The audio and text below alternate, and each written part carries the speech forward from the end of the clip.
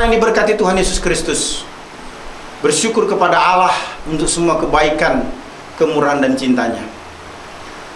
Bersama dengan saya, Pendeta Dr. Hanas DTH, dalam program Reministry, kita akan merenungkan firman Allah yang sejuk, yang membuat kita semakin bertumbuh, berakar dan berbuah di dalam Kristus Yesus, Tuhan kita.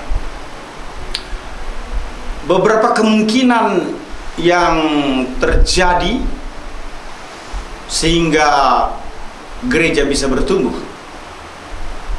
baik dari sisi kuantitas maupun dari sisi kualitas, dapat kita pahami dengan baik.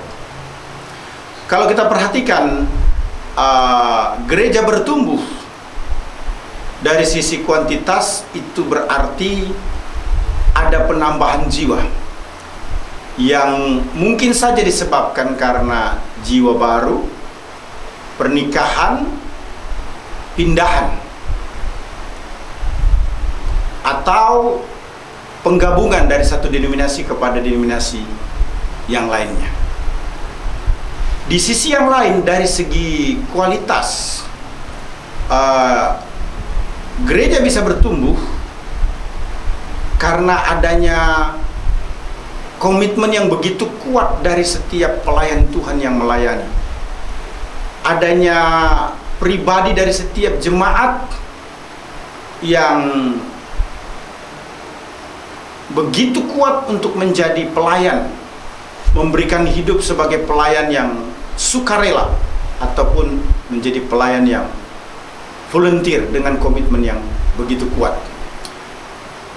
Idealnya, kita perlu menemukan ciri khas jemaat Kristus yang bertumbuh itu seperti apa.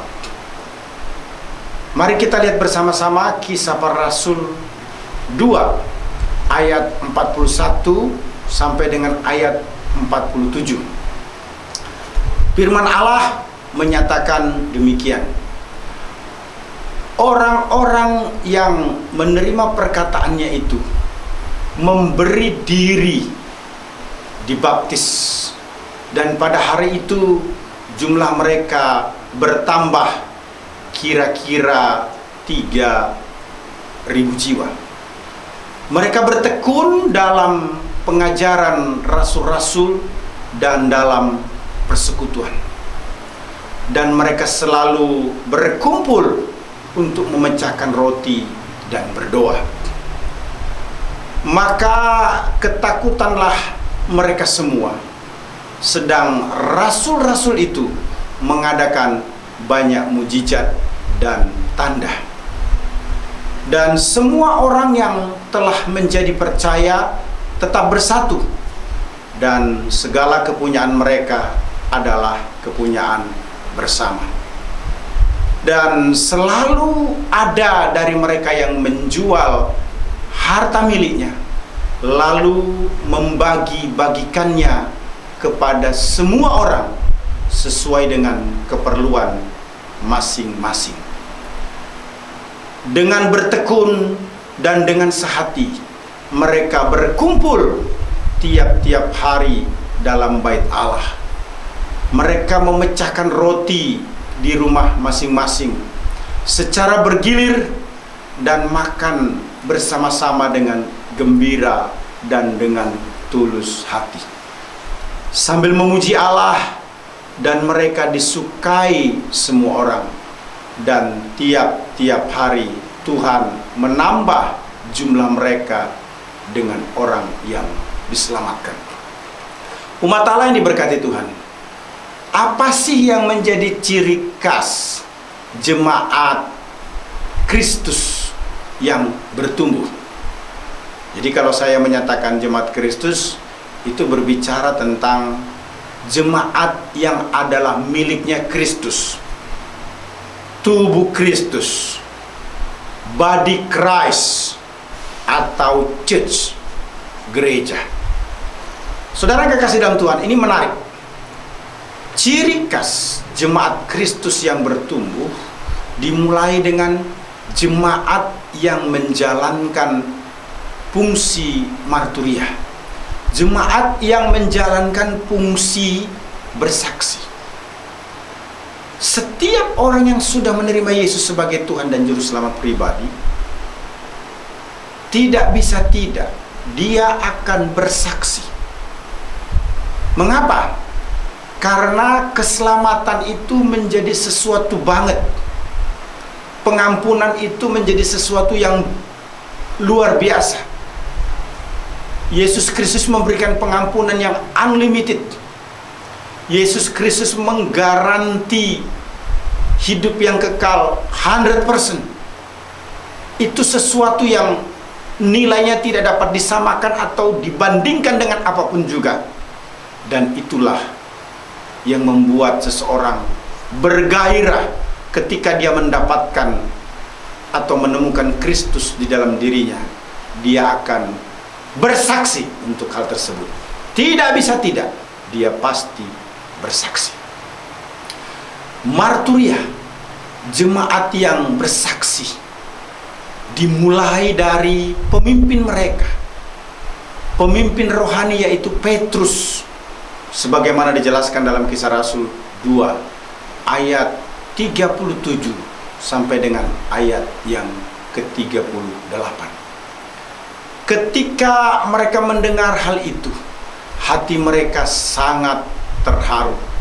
Lalu mereka bertanya kepada Petrus dan rasul-rasul yang lain, apakah yang harus kami perbuat, saudara-saudara?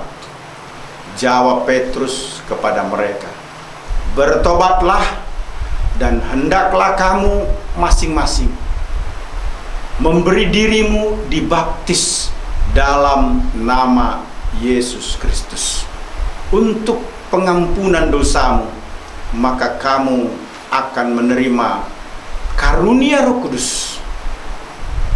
Baptisan yang terjadi karena seseorang menerima Yesus Kristus mengakibatkan penambahan jumlah jiwa 3.000, terjadi karena didahului dengan kesaksian daripada Petrus. Sebagaimana teks yang saya baca tadi dalam Kisah Rasul 2 ayat 37 sampai dengan 38. Kesaksian secara verbal sama pentingnya dengan kesaksian hidup jemaat Yerusalem yang menjadi berkat, dan mereka disukai semua orang, sebagaimana dijelaskan dalam Kisah Para Rasul pasal 2 ayat 47. Jadi bersaksi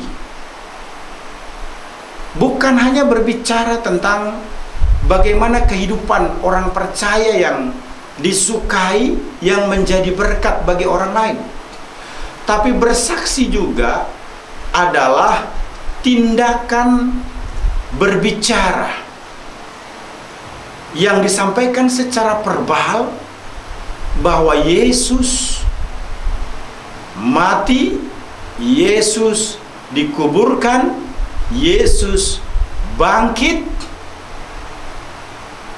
karena kuasa Allah sesuai dengan kitab suci untuk pengampunan dosa dan kepastian hidup yang kekal. Paulus memberi nasihat kepada Timotius dalam 2 Timotius 1 ayat 8. Jadi janganlah malu bersaksi tentang Tuhan kita, dan janganlah malu karena aku seorang hukuman karena dia, melainkan ikutlah menderita bagi Injil oleh kekuatan Allah. Jangan pernah malu untuk bersaksi, sekalipun mungkin ada penolakan, bahkan penganiayaan. Beberapa teman saya meninggal dunia akibat melayani bersaksi tentang Yesus Kristus. Tetapi semangat ini tidak akan pernah hilang. Mengapa, saudara? Karena kita tidak melakukan kristenisasi. Kita hanya menyampaikan good news, kabar baik tentang pengampunan dosa dan kepastian hidup yang kekal di dalam Kristus Yesus Tuhan. Paulus juga berkata dalam 1 Timotius 4 ayat yang ke-12, jangan seorang pun menganggap engkau rendah karena engkau mudah, Jadilah teladan bagi orang-orang percaya dalam perkataanmu, dalam tingkah lakumu, dalam kasihmu, dalam kesetiaanmu, dan dalam kesucianmu. Sembari kita bersaksi tentang Yesus Kristus Juru Selamat, jangan lupa, hidup kita juga harus menjadi teladan.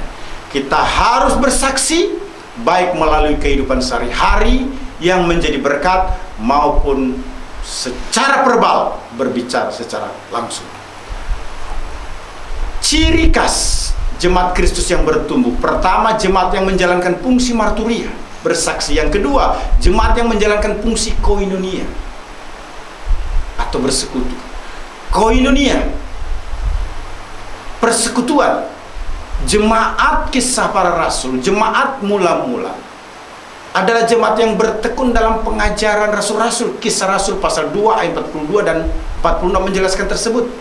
Dan dalam persekutuan itu, mereka memecahkan roti dan berdoa. Kisah Rasul 2 ayat 43. Dan bersatu. Kisah Rasul 2 ayat 44. Dan memuji Allah. Kisah Rasul 2 ayat 47. Yang dilakukan setiap hari.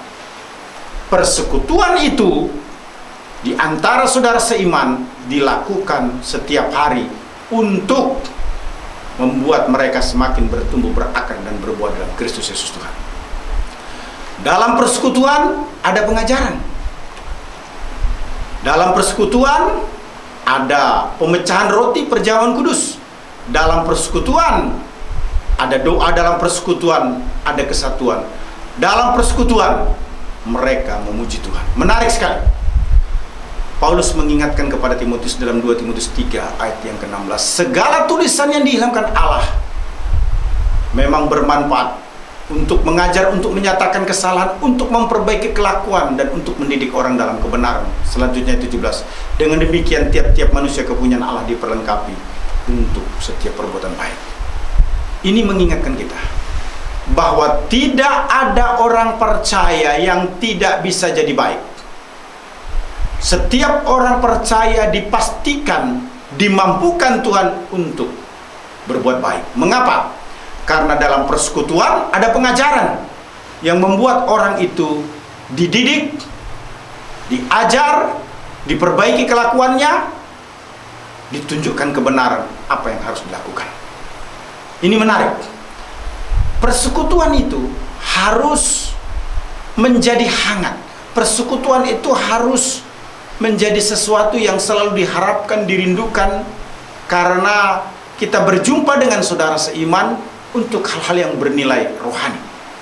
Itu sebabnya Ibrani 10 ayat 25 memberikan peringatan. Janganlah kita menjauhkan diri dari pertemuan-pertemuan ibadah kita seperti yang dibiasakan oleh beberapa orang, tetapi marilah kita saling menasehati dan semakin giat menjelang hari Tuhan yang semakin mendekat. Kitab Ibrani mengingatkan, jangan menjauhkan diri dari persekutuan. Kenapa? Karena dalam persekutuan kita bisa saling menasehati. Kita bisa semakin giat mengiring Tuhan, mengingat Tuhan sudah dekat akan datang kembali. Dalam persekutuan kita memecahkan roti, ada perjamuan kudus. 1 Korintus 11 ayat 26 berkata, sebab setiap kali kamu makan roti ini dan minum cawan ini, kamu memberitakan kematian Tuhan sampai Ia datang. Ini sesuatu yang sangat penting, saudara-saudara. Ketika perjamuan kudus dilakukan dalam satu komunitas umat Allah berkumpul di dalamnya, maka diingatkan selalu fokus pada pengorbanan Kristus yang tubuhnya sudah terpecah-pecah, darahnya sudah tercurah hingga mati untuk memberikan pengampunan dosa dan kepastian hidup yang kekal. Di dalam persekutuan ada doa. 1 Tesalonika 5 ayat 17 berkata, tetaplah berdoa. Menarik, saudara. Inilah ayat yang paling pendek di dalam Alkitab, tetapi mengandung makna yang luar biasa. Untuk selalu berdoa. Dalam persekutuan kita semakin menjadi homotumadon, menjadi sehati, menjadi satu, saudara-saudara. 1 Korintus 1 ayat 10 berkata, tetapi aku menasihatkan kamu, saudara-saudara, demi nama Tuhan Yesus Kristus, supaya kamu seia sekata dan jangan ada perpecahan di antara kamu, tetapi sebaliknya supaya kamu erat bersatu dan sehati sepikir. Orang yang bersekutu pasti bersatu. Dalam persekutuan kita memuji Tuhan. Mazmur 103 ayat 2 berkata, pujilah Tuhan, hai jiwaku, dan janganlah lupakan segala kebaikan. Persekutuan kita sebagai orang percaya harus produktif, melebihi kesenangan atau kesukaan kita pada umumnya. Maka persekutuan kita akan menjadi sesuatu banget di dalam hidup ini. Umat Allah yang diberkati Tuhan Yesus Kristus, menarik sekali ciri khas jemaat Kristus yang bertumbuh, dimulai dengan jemaat yang menjalankan fungsi marturia, yaitu bersaksi. Kemudian jemaat yang menjalankan fungsi koinonia, yaitu bersekutu. Yang terakhir, jemaat yang menjalankan fungsi diakonia, yaitu berbagi. Berbagi. Diakonia bicara tentang caring, kepedulian untuk menolong secara finansial buat saudara-saudara seiman kita yang membutuhkan. Diakonia dijelaskan jemaat mula-mula menjual harta dan membagi secara proporsional. Kisah Rasul 2 ayat 45. Makan bersama dengan gembira dan tulus hati. Kisah Rasul 2 ayat 46. Ini penting saudara-saudara. Menjual harta dan membagi secara proporsional. Itu dijelaskan di dalam Kisah Rasul pasal 2 ayat 45. Luar biasa saudara-saudara. Tidak salah kalau Paulus berkata dalam Galatia 6 ayat yang kedua, bertolong-tolonglah menanggung bebanmu, demikianlah kamu memenuhi hukum Kristus. Selanjutnya dikatakan makan bersama dengan gembira dengan tulus hati. Lukas 9 ayat yang ke-13 berkata, tetapi ia, yaitu Tuhan, berkata kepada mereka, kamu harus memberi mereka makan. Mereka menjawab, yang ada pada kami tidak lebih dari 5 roti dan 2 ikan, kecuali kalau kami pergi memberi makan untuk semua orang banyak ini. Dan ayat selanjutnya menjelaskan bagaimana Yesus melakukan mujizat, memberi makan semua orang yang ada pada waktu itu. Saudara yang kekasih dalam Tuhan Yesus Kristus, ini penting buat kita sebagai orang percaya. Berbagi, menjadi pribadi yang generous, yang murah hati, adalah bukti konkret bahwa kita caring, peduli, mengasihi saudara seiman. Haleluya! Tuhan Yesus memberkati. Immanuel. Amin.